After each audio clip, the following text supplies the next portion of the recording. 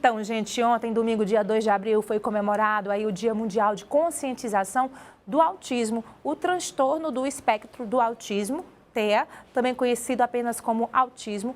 É um transtorno de desenvolvimento neurológico que afeta aí as habilidades físicas, motoras, de comunicação e de interação social.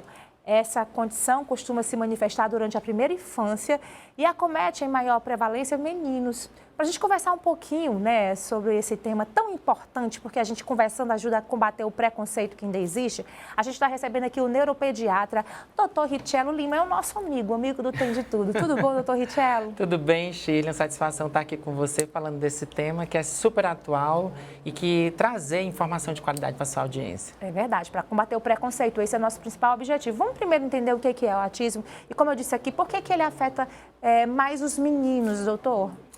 O autismo, na verdade, assim, ainda existe uma desinformação de que o autismo é uma doença, Shirley. A gente sempre começa as nossas conversas, as nossas entrevistas, esses bate-papos falando que o autismo não é uma doença. Na verdade, ele é um transtorno do neurodesenvolvimento que acomete as crianças e que afeta a capacidade de linguagem delas e também a capacidade que elas têm de entender o mundo, né? No consultório, no dia a dia, a gente vê que realmente existe uma prevalência maior com os meninos. Existe alguma explicação, doutor, para isso?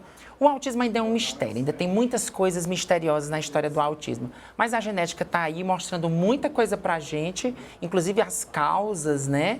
A gente diz que os estudos têm mostrado que a grande maior parte dos casos do autismo tem características e tem fundamentação genética, Shirley. Agora, uma outra pergunta. A gente que é leigo e acompanha, a impressão que a gente tem que tem mais casos acontecendo. Na verdade, aumentaram o número de diagnósticos ou as pessoas estão mais conscientes e antigamente não se entendia o que era, ou esse número realmente está crescendo, doutor? Essa é uma pergunta, Shirley, que as pessoas me fazem muito. Doutor Richello, será que o número que está aumentando? Na verdade, a gente explica para a população assim. Nós temos dois elementos que facilitaram um grande número de diagnósticos. O número de profissionais capacitados, né, neuropediatras, psicólogos, fono, né, a equipe multiprofissional. Apesar que o laudo e o diagnóstico efetivo é com os psiquiatras infantis e com a gente da neurologia infantil, mas nós temos muito mais profissionais treinados para alertar as famílias que existem sinais de perigo e de alarme e os critérios diagnósticos também, eles ficaram muito mais esclarecidos. Então, a gente consegue fazer esse diagnóstico de forma mais efetiva. Então, diante disso, muito mais casos são identificados e a gente tem a oportunidade de fazer o tratamento de forma efetiva e mais rápida, né? É interessante que se diga que também que existem vários graus, né, do autismo, não é isso, doutor? Nós temos vários graus. A gente tem, na verdade, a gente fala de níveis, é o nível 1, 2 e 3. Esses níveis, Shirley, eles são baseados no nível de suporte que essa criança precisa, tá? E aí, no nível 1, nós temos um nível de suporte menor. Geralmente são crianças que têm mais habilidade com a linguagem, que conseguem aprender mais os conteúdos escolares, mas ainda tem uma base autística importante. O nível 2 é aquela criança que geralmente é a mais comum no consultório, onde você tem uma criança que habitualmente tem muita dificuldade com a linguagem, ela não se comunica muito com os pares, ela tem muita dificuldade de interação e manias repetitivas. E o nível 3, a gente tem aí um nível de suporte maior, são crianças que têm muitas restrições e limitações e um comportamento, às vezes, mais agressivo, de mais difícil controle pelos cuidadores. Inclusive, doutor, aumentou também o número de casos de pessoas adultas que depois, né, de crescidas, foi que tiveram um diagnóstico de autismo e daí começaram a se entender um pouco mais, né? É por isso que eu tinha um comportamento um pouco diferente, né? Isso também vem crescendo bastante, né? Vem crescendo, é uma característica positiva também, porque aí nós temos, na verdade, Shirley, o que não é que o autismo tenha aumentado, na verdade o autismo já existia, os diagnósticos iniciais para o autismo são da década de 40, então nós tínhamos casos de autismo nós temos casos há muito tempo, mas na verdade as pessoas não tinham esse diagnóstico.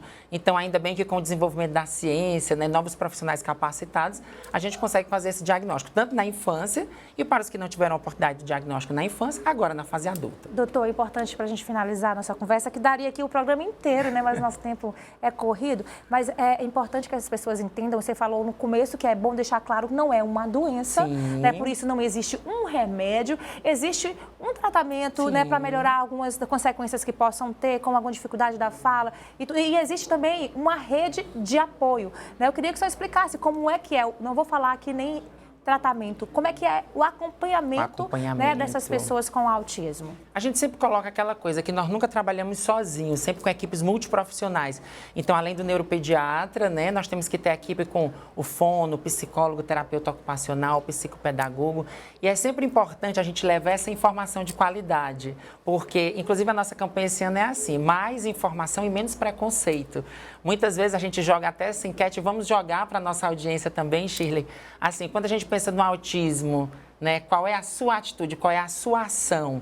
Então, tem que ser menos desinformação e menos exclusão, e mais informação e mais inclusão, mais atitude positiva para a gente acompanhar essas crianças, adultos e adolescentes. Só para finalizar, o senhor também tem esse diálogo muito claro nas suas redes sociais, é muito bacana. Então, quem quiser conhecer um pouquinho mais, conversar com o senhor em relação a esse assunto, pode acompanhar lá na sua rede social, né, doutor Richello? Pode acompanhar lá nas redes sociais. Agora a gente tem um canal no YouTube, que também é meu nome, e estamos à disposição para levar esse conhecimento não só do autismo, mas de todas as doenças neurológicas, mas reforçando o autismo, já que nós estamos no mês, porque o lugar de autista é em todo lugar. Verdade, doutor. É sempre uma alegria imensa receber você aqui, tá bom? Vamos combinar outras participações para a gente falar de vários assuntos que são importantes para o nosso telespectador.